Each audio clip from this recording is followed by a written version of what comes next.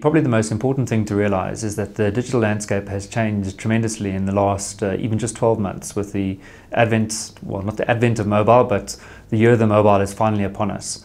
And we've seen this at Google South Africa in terms of the number of people who are actually searching on google.co.za, actually being more people on mobile searching than on desktop since January this year. So I think that's a big shift, and advertisers really need to get their heads around how to make the most of this new mobile audience.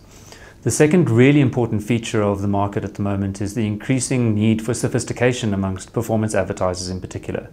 And that really means using the data at your disposal, whether it's information about what's happening on your website, the increased amount of information you can get about targeting consumers, or just really understanding the deep-seated need for data in your business as a whole.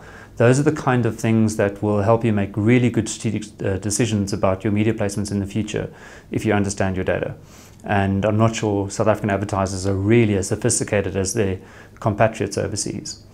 The third thing is, how do you actually build brand online? And this is something that's probably the most exciting thing because it's the most visual, and it's really where video is starting to shine in South Africa.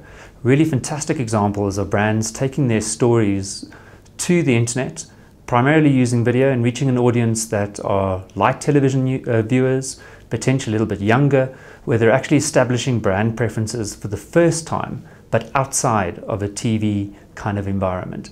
And I think that's in a really exciting space for brands to explore. There are some fabulous examples at the moment. One of which, for instance, was WeChat, a relatively new brand to South Africa, launched a collaboration video with an online personality called Anton Taylor. They published a video called I Hate Valentine's Day about 3 days before Valentine's Day.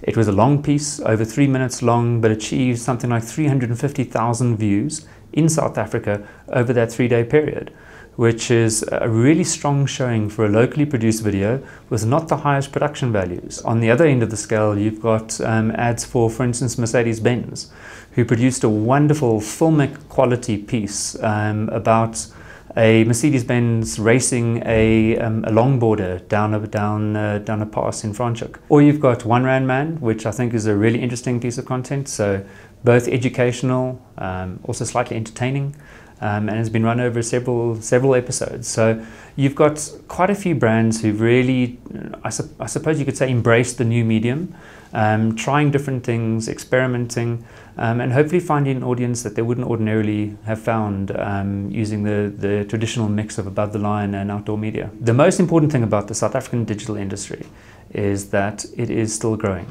and it's growing fast.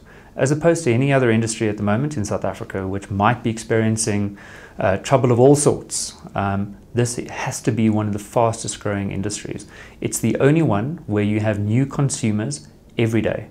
And I think that offers advertisers and agencies, brands, real opportunities that simply don't exist in other advertising media.